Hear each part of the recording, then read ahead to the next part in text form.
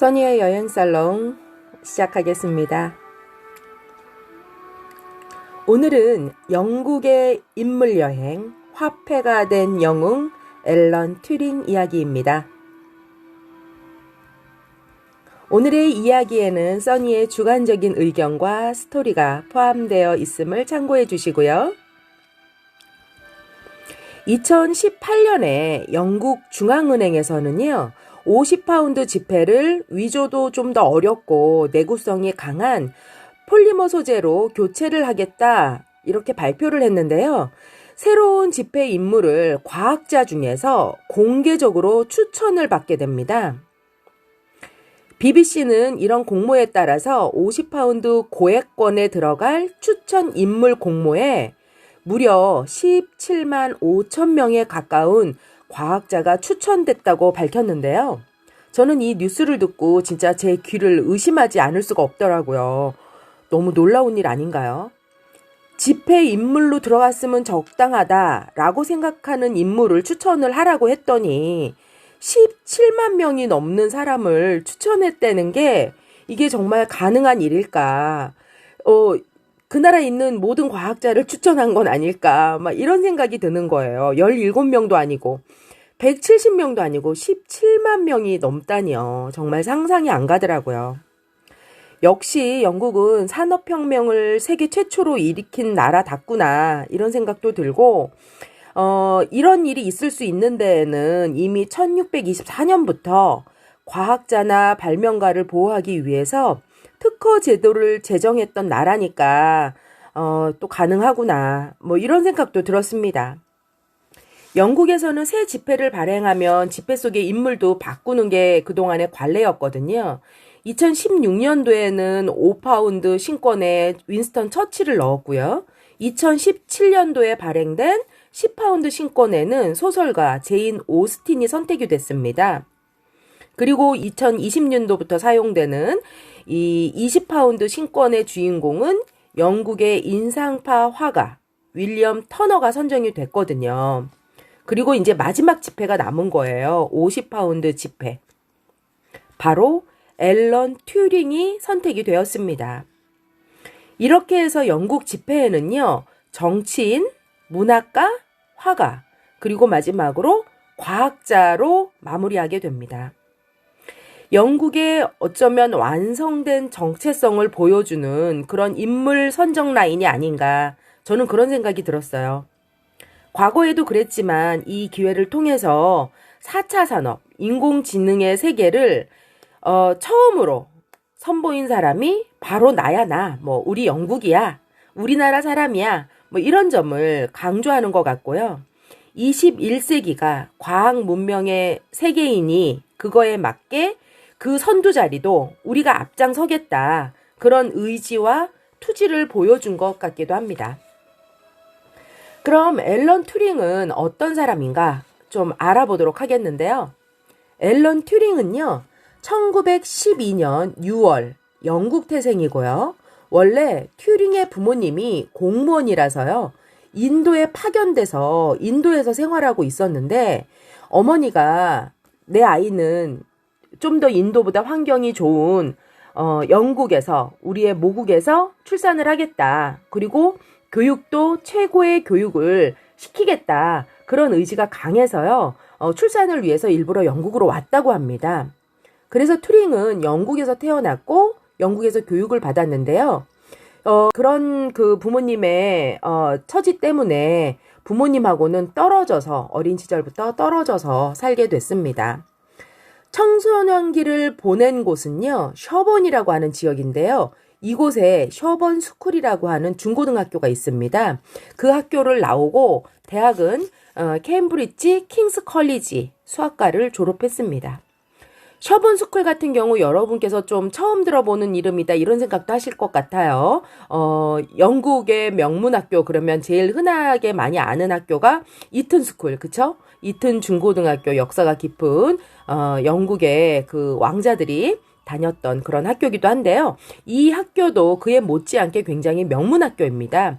셔번 스쿨은요, 영국 남서부, 그러니까 스톤헨지에서 약 1시간 정도 걸리는 그런 위치에 있는 남학교인데요. 사립학교고요. 그 역사가 무려 1300년이나 된 그런 수도원에서 출발한 교육기관입니다. 지금도 영국 5대 중고등학교에 꼽히는 그런 명문학교고요. 영국에서 런던이나 옥스포드 여행을 갈 때 이제 그 주변 도시들을 많이 돌아보는데 특히 많이 가는 곳이 스톤헨지, 바스 이런 지역입니다. 그곳에서 바로 이 멀지 않은 곳에 이 셔번 지역이 있는 거예요. 만약에 튜링한테 관심이 있는 분들은 바스 여행이나 아니면 옥스포드, 스톤헨지 이쪽 지역 돌아보실 때 살즈베리와 함께 셔번도 가보시면 매우 좋은 코스가 여행 코스가 될 것 같습니다. 튜링이 다닌 셔번 스쿨은요, 지금도 졸업생의 4분의 3 정도가 대학 입시 시험에서 A 학점이나 A 플러스 학점을 받을 정도로 굉장히 우수한 성적을 내는 그런 학교고요. 그 윌리엄 왕세자나 해리 왕자가 다녔던 그 이튼 스쿨 있잖아요. 조금 전에도 말씀을 드렸는데 그 이튼 스쿨 그 그룹이 있습니다. 학교를 매니지먼트하는 이튼 컬리지 그룹이라고 하는데 그 이튼 컬리지 그룹의 이 셔번 스쿨도 같은 회원 학교이기도 합니다. 그러니까 매니지먼트라든지 관리를 비슷한 과정으로 하는 거죠. 이 학교를 다니면서 그 튜링이 자기 인생에 있어서 가장 최고의 깊이 마음을 나누는 그런 친구를 만나게 되는데요. 이런 내용은 2014년 개봉한 영화 이미테이션 게임에 자세히 나옵니다. 여러분의 이해를 돕기 위해서 영화 이미테이션 게임 이야기를 좀 간단히 해보면요. 영국의 수학자 앨런 튜링이 세계 2차 대전이 났을 때 독일의 수수께끼 코드를 해독하기 위해서 영국의 비밀 정보기관인 암호팀에 합류를 하게 돼요.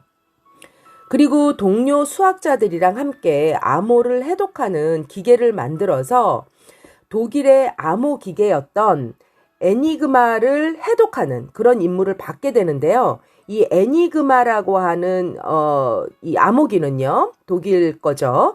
24시간에 한 번씩 암호를 바꿉니다. 그래서 이 암호를 한 번 암호가 나오면 그 암호를 해독하는데 주어지는 시간이 24시간밖에 안 되는 거예요. 그냥 단지 하루가 주어지는 거죠. 하루 안에 그 암호를 해독하지 못하면 새로운 암호가 또 나오니까 다시 또 모든 게 새로 시작되는 그야말로 피를 말리는 날들을 보내는데요. 어쨌거나 결국은 튜링의 고집과 진념과 또 그의 천재성이 이 암호를 해독하는 데 성공을 합니다. 그리고 전쟁의 결과 역시 여러분이 알듯이 세계 2차 대전은 히틀러가 이끌던 독일이 전쟁에 패하고 연합군의 승리로 돌아가는데 그 중심에 영국이 있었던 거죠. 영화에서 튜링 역할을 했던 그 배우가요. 베네딕트 컴버배치인데요. 저는 개인적으로 이 배우를 너무너무 좋아합니다. 목소리도 좋고 연기력도 정말 상상을 초월하는 그런 배우인 것 같아요. 그 예전에 잠깐 딴 데로 세면 예전에 그 나왔던 셜록 홈즈 시리즈가 여러 개가 있는데 저는 셜록 홈즈 내용은 재미있지만 사실 영화나 드라마로 봤을 때 그렇게 재미를 못 느꼈는데요. BBC에서 드라마로 내놓은 이 셜록 홈즈, 베네딕트 컴버배치가 주연으로 나온 요 셜록 홈즈는 정말 너무 재밌어서 제가 이미 여러 번을 봤지만 지금도 종종 이렇게 좀 심심할 때 찾아보는 그런 드라마이기도 합니다. 아마 그 베네딕트 컴버배치가 주연을 맡지 않았다면 이렇게 자주 보지는 않았을 것 같아요. 그래서 이미테이션 게임이 나오자마자 베네딕트 컴버배치가 주연을 했다길래 바로 찾아봤는데요. 역시나 완벽한 튜링으로 변신을 했더라고요. 영화에서 보면요. 결국 튜링의 아이디어로 창조된 튜링 본배를 통해서 암호를 해독하는 데 성공을 해요. 이거는 튜링이 세계 최초로 컴퓨터를 발명해낸 이것으로 과학자가 되는데요. 영화에서는 튜링 본배를 크리스토퍼라고 부릅니다. 이 크리스토퍼는 그 튜링이 청소년기에 가장 친하게 지냈던 크리스토퍼 모컴의 이름에서 딴 건데요. 실제로 영화에서처럼 튜링하고 모컴은 둘 다 수학 천재들이었어요. 근데 모컴이 어느 날 방학 동안 이제 방학이었으니까 만나지 못하고 있었겠죠. 그 둘이는. 근데 방학 동안에 결핵으로 숨을 거두게 되고 그 소식을 학교 교장 선생님한테 앨런 튜링이 듣게 되면서 굉장히 충격을 받아요. 그걸 계기로 해서 튜링은 모컴의 뇌에 있던 지능을 저장을 하거나 전달을 해야 되겠다. 그런 방법이 뭐가 있을까 고민을 하다가 계산 이론을 창안하게 됐다고 하니까요. 정말 천재라는 수식어가 모자랄 지경인 것 같습니다. 영화에는 자세히 보여지지는 않았지만 이 전쟁이 끝나고 나서요. 1946년에 튜링은 대영제국 훈장을 받았고요.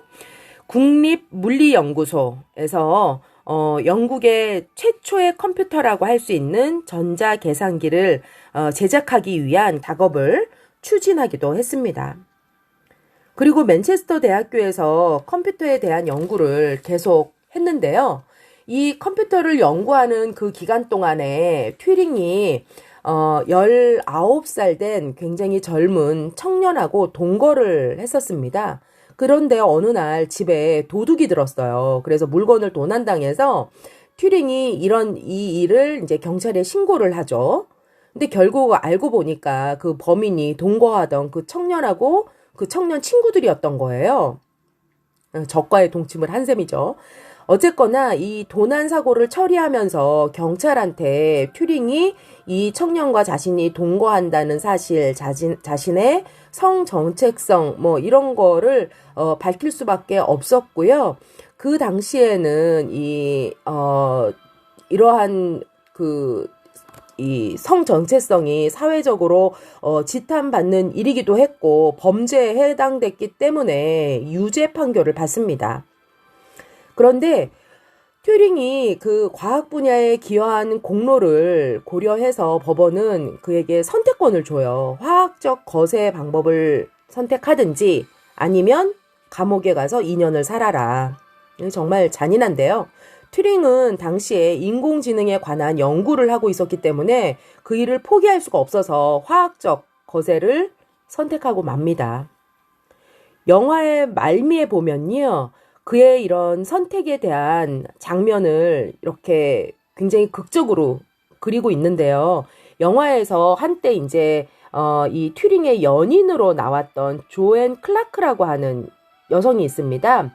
그 요즘에 정말 잘 나가는 키아라 나이틀리가 주연을 하는데요. 이 키아라 나이틀리가랑 같이 대화하는 장면이 나와요. 그 화학적 거세 트리트먼트를 받으면서 이제 그런 부작용으로 튜링이 그 막 손을 떠는 그런 장면을 조앤 클라크가 목격을 하게 됩니다. 그리고 너무 마음이 아프고 이것이 부당하다고 생각이 돼서 혼자 견뎌야 할 필요 없다. 내가 도와주겠다. 내가 너의 의사도 만나고 내가 변호사도 만나서 뭔가 해보겠다. 이럴 수는 없다. 뭐 이렇게 얘기를 합니다. 그렇지만 튜링은 거부하죠. 거부하고 굉장히 그 장면이 인상적인데 자신이 만든 그 크리스토퍼라고 하는 기계 앞에 다가서서 말을 합니다. 나는 혼자가 아니다. 한 번도 나는 혼자인 적이 없었다. 크리스토퍼가 점점 더 똑똑해지고 있다. 내가 만약 치료를 계속 받지 않는다면 그들이 크리스토퍼를 데리고 갈 수도 있다. 그러면서 이렇게 눈물을 흘리죠. 급기야 1954년에 튜링이 사망을 합니다. 그의 사망을 두고 청산가리가 든 사과를 먹고 자살을 한 것이다. 이런 얘기를 많이 하고 있어요. 그리고 또 현재 그 애플사의 로고가 바로 튜링이 베어문 사과를 연상해서 만든 것이다 라고 말하기도 하는데요. 스티브 잡스가 굉장히 튜링을 존경한다고도 하죠. 그런데 앨런 튜링의 어머니와 그 친구들은 그에 대해서 반론을 제기하고 있다고 합니다. 사고라는 거죠. 앨런 튜링이 평소에 하던 화학 실험에 이렇게 사용하던 청산가리를 너무 부주의하게 다루다가 실수로 당한 사고다. 뭐 이런 주장을 하기도 합니다. 그 경위가 어떻게 됐든 앨런 튜링이라는 천재는 41년의 짧은 생애를 살고 우리에게 위대한 영감과 기술을 남겨주고 떠났습니다. 그리고 2013년에 와서 영국은 앨런 튜링의 동성애 죄를 사면했어요. 튜링뿐만 아니라 그동안 동성애를 이유로 기소된 모든 사람들의 죄를 사면해주는 튜링법을 제정하기도 했습니다. 현재 튜링을 기리는 동상이 맨체스터 시내에 있는 작은 공원 샥빌 가든이라고 하는 곳에 남아 있는데요. 그 공원에 가면요. 튜링이 공원 벤치에 양복을 아주 단정히 입고 앉아서 오른손에 사과 하나를 들고 있습니다. 그리고 동상에는 이렇게 써 있어요. 컴퓨터 과학의 아버지이자 편견의 희생자라고요. 물리학자 스티븐 호킹스, 페닌실린을 발견한 알렉산더 플레밍, 대학을 나오지는 않았지만 화석 연구를 개척한 메리 애닝, 또 평범한 화학연구원에서 영국 최초의 여성 총리 자리에 올랐던 마가렛 대처. 이런 사람들이 50파운드 지폐 인물로 적당하다라고 후보에 올랐었는데요. 최종적으로 앨런 튜링, 컴퓨터의 선구자가 선택이 되었습니다. 이렇게 튜링은 다시 21세기 사람들을 만나러 왔고요. 세상은 튜링을 재조명하고 있습니다. 오늘은 영국 여행 돈이 된 영웅 앨런 튜링에 대해서 말씀을 드렸습니다. 여러분의 생각은 어떤가요? 50파운드 가장 고액권 영국 화폐인데요. 여러분이 만약 영국에 여행 가시게 되고 또 이 50파운드 지폐를 받아보게 되시면요. 앨런 튜링과 그의 초상 그리고 그 뒤에 그려져 있는 그의 튜링 기계를 한번 유심히 보시길 바랍니다. 다음에도 재미있는 내용으로 여러분을 또 찾아뵙겠습니다. 써니의 여행 살롱이었습니다. 감사합니다.